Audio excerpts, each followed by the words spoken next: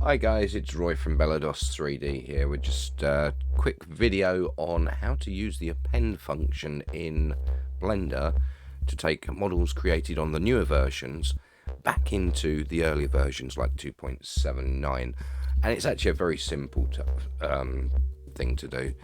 As you can see here, I've got 3 objects all in one object here on 2.90, and I'm just going to save that as on my desktop appending. Now obviously when you load 2.79,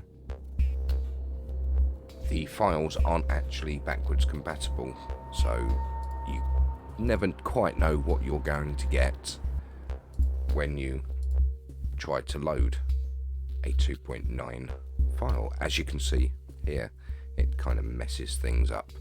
So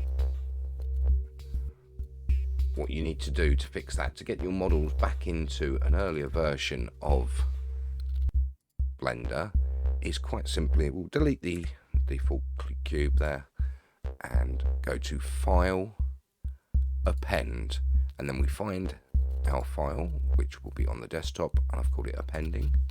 We'll click on that and you'll see it comes up with a list of all the items inside that file. Your brush, your camera, your groups, your objects. What you need to do is go onto your objects, and if you go down you'll find the object you're looking for. In this case I didn't name it, it's called cube, so you click on the cube and click append from library, and voila, there you have it. There's your model in 2.79. I hope this helps if you are planning to go back in time with Blender.